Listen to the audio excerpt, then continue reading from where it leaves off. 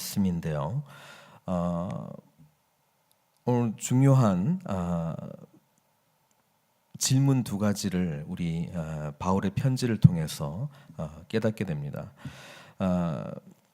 1절에 보니까 그러므로 형제들아 우리가 끝으로 주 예수 안에서 너희에게 구하고 권면하노니, 그러니까 데살로니가 성도들에게 바울이 이제 권면하고 싶은 내용이 있습니다. 이 편지를 통해서요. 근데 그게 뭐냐면 너희가 마땅히 어떻게 행하며 하나님을 기쁘시게 할 수 있는지를 우리에게 배웠으니, 이렇게 이야기하고 있습니다. 그래서 사실 1절에서는 우린 두 가지 우리 신앙생활을 하면서 늘 질문해야 될 것, 그리고 이거는 우리 자신에게뿐만 아니라 우리 공동체 전체에게 질문해야 될 내용이죠. 그게 뭐냐면 예수님을 믿었으면 이제 마땅히 어떻게 행할 것인가, 이게 무슨 말이냐면 어떻게 살 것인가, 그러니까 그 질문입니다. 예수님을 믿는 사람들은 어떻게 살 것인가, 이 질문을 이제 해야 되고요. 또 하나는 뭐냐면 어떻게 하나님을 기쁘시게 할 것인가, 이 두 가지 질문입니다. 그러니까 어떻게 살 것인가, 또 어떻게 하나님을 기쁘시게 하면서 살 것인가, 이 두 가지 질문인데, 재밌게도 바울은 이렇게 분명하게 우리에게 배웠다는 거예요. 그러니까 우리가 교회 안에서의 배움이 있다면, 성숙한 자가 성숙하지 못한 사람에게 가르쳐줘야 될 중요한 내용이 있다면 그거는 예수 믿는 자의 삶이 무엇인가, 어떻게 살아가야 되는 것을 말하고 있는가, 또 하나는 하나님을 어떻게 기쁘시게 하는 삶을 어떻게 사는 것인가, 그거를 바울이 데살로니가 성도들에게 가르쳐줬다는 거예요. 그러니까 그거를 배웠으니 이렇게 이야기하고, 곧 너희가 행하는 바라 더욱 많이 힘쓰라, 그것을 지금 하고 있는 것처럼 더욱더 열심을 내어서 하라는 거예요. 우리 삶에 질문이 없으면 그 질문에 대해서 어떤 기준 없이 살아갈 가능성이 많이 있거든요. 그러니까 중요한 질문을 던져준 것 같습니다. 자신에게도 하루를 마감할 때, 1년을 마감할 때, 또 순간순간 우리 삶을 돌아볼 때 어떻게 살았는가, 그리고 이 어떻게 살아갔다는 것이 우리 하나님을 기쁘시게 하는 삶을 향해서 나아가고 있었는가, 이거를 우리가 스스로에게도 물어봐야 되고, 그것을 다음 세대에도 넘겨줘야 되고, 또 신앙이 연약한 자들에게도 똑같은 이 질문에 대해서 삶의 모범적인 모습을 보여줄 때 교회가 든든히 세워져 나갈 수 있다는 것입니다. 그러면서 하나님의 뜻이 무엇인지에 대해서 바울은 이야기하고 있는 건데, 다른 것이 아니라 뭡니까? 3절에 보니까 하나님의 뜻은 이것이니, 우리가 늘 하나님의 뜻을 구하고 있지 않습니까? 그게 다른 것이 아니라 거룩함이라고 이야기합니다. 하나님께서 거룩하신 분이시기 때문에 거룩하신 분을 생각하고 거룩하신 분이 기뻐하시는 삶을 늘 묵상하고 어떻게 할 것인가 고민하면서 살아가는 자는 결국은 뭐예요? 이 세상 사람들과 구별된 삶, 예수 믿는 자만이 할 수 있는 그런 삶을 살게 되어 있다는 것입니다. 뒤에 열거하고 있는 것은 사실은 이 거룩한 삶의 모습은 이런 것이다라고 하는 하나의 모델로서 지금 제시하는 것이지, 율법적인 내용으로 이해하시면은 이게 굉장히 좀 피곤해질 가능성이 있습니다. 왜냐하면 이것이 부족한 인간이 지켜야 될 하나님의 규율로 되기 때문에 그렇습니다. 하나님을 늘 추구하고, 하나님께서 나에게 이 구원의 감격을 주셨는데 어떻게 내가 이제 살아가야 될 것인가, 어떻게 하나님을 기쁘게 해야 될까, 이 고민 속에서, 질문 속에서 살아가는 삶은 거룩한 삶을 향해서 살게 되어 있고요. 그렇게 하나님께서 원하시는 삶이 거룩하신 삶이기 때문에 삶의 곳곳에서 음란한 생각을 버리고, 그 다음에 거룩함과 존귀함으로 자기 아내 대할 줄 알고, 그러니까 가정도 잘 지켜야 될 것 같고, 다른 사람을 섬기는 것이 우리 하나님께서 우리에게 주시는 거룩함의 하나의 중요한 의미인데, 그것을 향해서 묵상하다 보니까 하나님을 모르는 이방인과 같이 세격을 따르지 말고, 이 세상의 삶의 방식을 따라가지 말고, 욕망을 추구하는 내 자신의 유익을 위한 내 자신의 어떤 감각적인 삶을 향해서 사는 것 말고, 뭔가 더 삶의 깊이 있는 의미, 하나님의 어떤 존재가 계시기 때문에 그분의 이 거룩함을 향해서 나아가는 그런 삶을 묵상하면서 살아가게 될 것인데, 이 일의 분수를 넘어서 형제를 사랑하지 말라, 이는 우리가 너에게 미리 말하고 증언한 것과 같이 이 모든 일에 주께서 신원하여 주심이라. 그러니까 공의로운 삶, 삶을 이야기하고 있죠. 그러면서 한 번 더 반복해서 말합니다. 7절에 하나님이 우리를 부르심은 우리를 왜 불러주셨는가? 왜 구원을 허락하셨는가? 왜 은혜를 주셨는가? 왜 살려주셨는가? 왜 예수 그리스도의 몸된 교회 가운데 일원이 되게 하셨는가? 생각해 보면 부정하게 하려 하심이 아니요 거룩하게 하려 하심이니. 그래서 믿는 자의 능력은 이 거룩함에서 나오는 건데, 이 거룩함은 결코 나에게서 나오는 것이 아니라 하나님과의 깊은 인격적인 만남, 그분을 늘 생각하고 묵상하고 그분이 기뻐하시는 삶을 추구하는 삶이 나타내어지는 모습, 그게 바로 거룩한 삶이라고 하는 것입니다. 그 다음에 이제 다른 대목으로 나아가는데 9절부터는 이제 형제 사랑에 관하여는 이렇게 이야기하죠. 바울이 지금 마지막으로 지금 건면하고 싶은 이야기인데, 하나는 주님의 뜻대로 살아라. 주님께서 우리를 부르신 그 뜻대로 살아라. 그러면서 늘 어떻게 살까? 하나님을 기쁘시게 하는 삶이 무엇일까? 이것을 생각하면서 살면 결국은 거룩한 삶을 살게 되어 있다는 거예요. 구별된 삶을 살게 있다는 거예요. 그러면서 다른 중요한 이야기를 하고 있죠. 뭡니까? 서로 사랑하라. 그 말씀에 대해서도 권면해주고 있습니다. 근데 9절에 이렇게 이야기해요. 형제 사랑에 관하여는 너에게 쓸 것이 없다. 이 얼마나 참 기분 좋은 바울의 그 마음이었겠어요. 뭐 형제 사랑에 대해서 야 좀 더 힘 좀 내라 이런 이야기를 해야 되는데, 형제 사랑에 관하여는 별로 쓸 말이 없네. 잘하고 있으니까. 이렇게 이야기를 하고 있다는 거예요. 그렇죠? 뭐라고 이야기하냐면 하나님의 가르침을 받아 서로 사랑함이라. 그러니까 말씀대로 순종하는 모습 보니까 내가 얼마나 흐뭇하고 기쁜지 모르겠다. 바울은 그런 이야기를 하고 있습니다. 그러면서 너희가 온 마게도냐 모든 형제에 대하여 과연 이것을 행하도다. 형제들아 권하노니 더욱 그렇게 행하고. 그러니까 지금 하고 있는 거 그냥 열심히 계속 하고, 그 다음에 또 이야기하고 있는 것은 실제적인 삶의 모습인데 11절에 조용히 자기, 또 너에게 명한 것 같이 조용히 자기 일을 하고 너희 손으로 일하기를 힘쓰라. 이렇게 이야기를 하고 있습니다. 요거는 또 다른 대목에서 또 중요하게도 다루긴 내용이기도 한데요. 바울은 이 데살로니가 전서가 많은 신학 학자들이 바울이 적었던 첫 번째 기록물로 그렇게 보고 있습니다. 바울 서신 중에서도 제일 먼저 기록된 게 데살로니가 전서 이렇게 생각하고 있습니다. 근데 그때 바울이 가지고 있었던 중요한 신학적인 믿음이 뭐냐면 예수님께서 곧 오신다는 거예요. 그러니까 이게 종말론적인 어떤 신앙인데 임박한 종말론적인 신앙이거든요. 그러니까 임박한 종말론적인 신앙을 가지고 있는 사람들의 특징 중에 하나가 뭐냐면 현실을 외면하는 거예요. 왜? 내일 주님이 오시는데 오늘 내가 뭐 하러 출근해요? 그렇잖아요. 오늘 그냥 열심히 일하지 말고 그냥 주님 곧 오시니까, 그러니까 모든 어떤 일들로부터 이렇게 열심히 하지 않는 그런 모습들이 나타나기 시작했다는 것이죠. 그러니까 지금 이 이야기를 하고 있는 거예요. 그러니까 조용히 자기 일을 하고, 그러니까 묵묵히 내일 세상이 멸망할지라도 오늘 내가 감당해야 될 일을 하라는 거예요. 조용히 자기 일을 하고 너희 손으로 일하기를 힘쓰라. 그러면서 뭐야?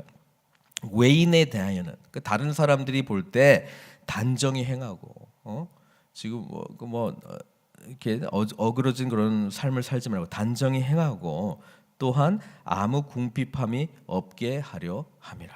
이렇게 이야기를 하고 있습니다. 형제들아, 그 다음에 13절부터 마지막 18절까지는 이제 먼저 죽은 자들에 관하여 사람들이 궁금해하거든요. 우리 이제 죽은 다음에는 어떻게 되는 건가? 예수님이 아직 오시지도 않았는데 먼저 죽은 사람들은 어떻게 되는 건가? 그 질문에 대해서 바울이 응답하고 있는 거예요. 형제들아, 자는 자들에 관하여는, 죽었다라고 표현 안 하고 자는 자들에 관하여는, 왜? 곧 영원한 생명이 있기 때문에 죽었다라고 하는 표현을 쓰지 않는 거죠. 너희가 알지 못함을 우리가 원치 아니하는가? 알았으면 좋겠다.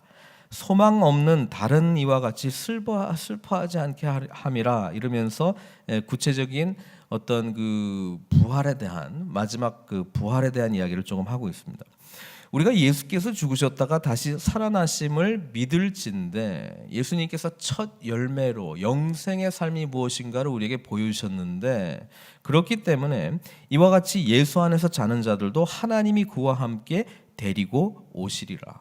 이게 굉장히 중요한 부활 신앙이죠. 예수님께서 오셔서 재림하셔서 오시게 되면 그때에 우리는 뭐예요?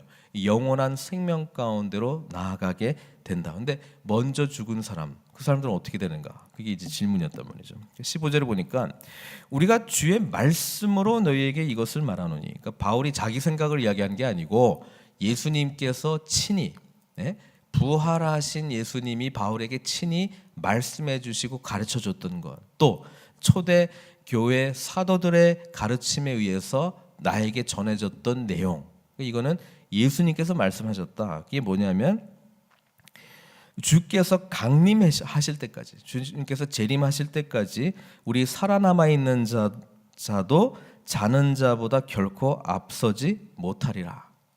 이미 믿음으로 예수님의 부활을 믿고 먼저 이 세상을 떠난 사람들, 이미 죽은 사람들도 우리 지금 살아남아 있는 우리들보다 우리가 결코 앞서지 못하리라. 그러니까 예수님의 강림 때 같이 간다 이 말이죠. 예수님의 강림 때 같이 간다. 주께서 호령과 천사장의 소리와 하나님의 나팔 소리로 친히 하늘로부터 강림하시리니 그리스도 안에서 죽은 자들이 먼저 일어나고 그 후에 우리 살아남은 자들도 그들과 함께 구름 속으로 끌어올려 공중에서 주를 영접하게 하시리니. 많은 사람들이 여기서부터 이제 휴거라고 하는 그런 단어를 공중으로 이제 들림을 받아가지고 이제 가는 거죠. 그런 이미지를 이제 여기서 그리는데 사실 여기도 신학적으로 이렇게 통일되어 있지는 않습니다. 근데 중요한 이미지는 뭐냐면 지금 천사장의 소리, 그 다음에 호령, 그 다음에 하나님 나팔 소리로 친히 하늘로부터 강림하신다라고 하는 이 이미지는 마치 우리 주님께서 시내산에서 강림하셨던 그 이미지와 비슷합니다. 거기도 자세히 읽어보면 나팔이 있어요. 구름과 불과 지진과 나팔 속에서 우리 하나님의 강림이 임했던 것처럼 그건 뭐냐면 하나님의 영광스러운 모습으로 우리에게 오신다는 거예요. 그 영광스러운 우리 하나님의 임하심이 다시금 일어난다, 그런 이야기를 하고 있고요. 그때는 구약에서는 심판의 하나님으로 오셨지만 예수님께서 오셨을 때는 뭐예요? 믿는 자들이 다시 구원으로 말미암아 영생하게 되는, 새 하늘과 새 땅으로 나아가게 되는 그 은혜에 살리는 그런 영생의 축복 가운데로 우리가 나아가게 된다. 그 이미지를 이야기해주고 있습니다. 그래서 우리 주님께서 오시는 이 이미지는 사실 요한복음의 어떤 그 모티브로 이해를 한다면 사실 신랑이 찾아오는 것과도 같은 겁니다. 그런 이미지가 비슷해요. 호련히 오시는 우리 주님의 오심도 그 도둑처럼 오시고 때와 시기는 알지 못하는 것처럼 우리 유대인의 결혼 풍습에 이제 그 혼인을 맺었던 두 부부가 이제 약혼, 그러니까 정식 혼인이기도 한데 이제 같이 살지는 않거든요. 그때 이제 신랑이 가서 준비를 하고 이제 찾아올 때에 이때 나팔 불고 오게 되어 있습니다. 그러니까 여기서 말하는 이미지는 그 두 가지 이미지를 다 포함하고 있는 거예요.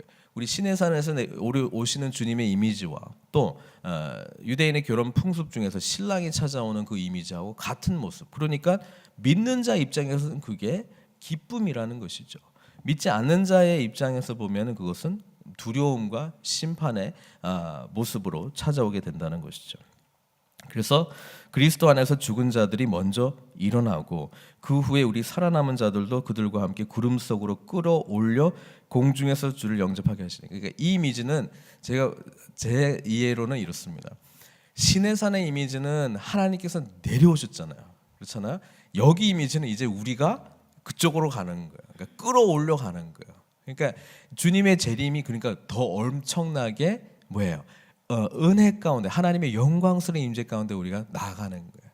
예수님의 오심은 우리 죄 많은 우리들, 하나님의 시간과 하나님의 그 모든 것을 제한하시고 우리 인간 세계로 들어오셔서 우리를 구원해 주셨다면, 이제 주님께서 오시는 이거는 새 하늘과 새 땅이 오는데 이제 우리가 그쪽으로 이제 가게 된다는 것이죠. 그게 얼마나 영광스럽고 정말 이 세상의 어떤 것보다도 비교할 수 없는 하나님의 그 영광스러운 은혜로운 모습이겠습니까? 그러니까 이 부활 신앙과 이 재림 신앙을 가질 때에 사실은 오늘 우리가 살아갈 때 그 거룩함을 흠모하는 모습으로 살아갈 수 있는 거예요.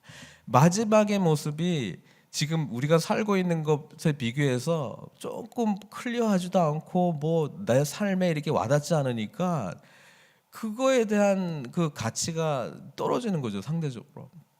그러니까 어디에 집중합니까? 보이는 세상에 집중하게 돼 있습니다. 그렇지 않습니까?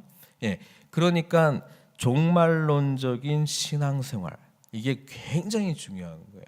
예, 그래서 바울은 너무나도 분명한 이 그림이 있었기 때문에 그 성도들에게 아주 그 강력하게 이야기할 수 있었죠. 마지막을 대비하면서 준비하면서 끝까지 거룩하게 순결한 신부의 모습으로 정말 설레는 마음으로 감격스러운 마음으로 준비하면서 살고 있으라, 그 이야기를 해준 겁니다. 공중에서 주를 영접하게 하시리니. 그러니까 신랑 신부 이미지를 생각해 보면 이게 너무나 그 신랑이 신부를 데려와 가지고 결국은 어디로 데려가냐면 신혼방으로 데려가는 거거든요. 예. 그러니까 자기의 있는 곳에서 자기를 끄집어내서 이제 신랑이 계시는 신혼방으로 이제 데려가는 건데, 우리 주님께서 그렇게 찾아오셔서 우리가 함께 끌려 올라간다라고 하는 거예요. 그러므로 이러한 말로 서로 위로하라. 기독교인이 가지고 있어야 될 참된 위로는 마지막이 어떻게 될 것인가에 대한 확신 속에서 나오는 위로입니다. 그게 너무나도 분명히 그려지지 않으면은 오늘 우리가 하는 위로는 굉장히 제한적인 위로예요. 잘 될 거예요. 뭐 잘 되겠죠. 제가 기도할게요. 좋은 위로입니다. 저도 그 경우가 있었어요. 잘 극복할 수 있으리라 믿어요. 이런 경우가 있었는데 뭐 힘내십시오. 그것도 좋은 위로입니다만은 궁극적인 위로는 천국에 대한, 하나님 나라에 대한 분명한 것이 확실하게 내 마음 가운데 와 있을 때, 이것을 우리 10년 가운데 믿음으로 온전히 고백하게 될 때는 세상의 어떤 것도 사실은 두려워할 게 없습니다. 그렇지 않습니까? 어떤 의미에서는 그게 분명하지 않기 때문에 사실 두려운 거죠. 네, 두려운 것입니다. 바라기는 오늘 데살로니가 교인들에게 쓴 이 바울의 편지는 하나님의 영원한 말씀으로 우리에게 기록되어 있습니다. 왜? 오늘을 살아가는 우리들에게 동일한 이 권면의 말씀이 필요하기 때문에 그렇습니다. 오늘도 우리 살아가실 때에 오늘 신앙생활을 향해서 나아가야 될 이 두 가지 질문, 어떻게 살까? 하나님 어떻게 기쁘시게 할까? 그것을 고민하면서 마지막 모습을 그리면서, 그래서 이 땅 가운데 하나님 기뻐하시는 가장 거룩한 모습으로 살아가기로 씨름하며 노력하며 영적 싸움에서 승리하시는 저와 여러분들 되시기를 주님의 이름으로 축원드립니다. 함께 기도하시겠습니다.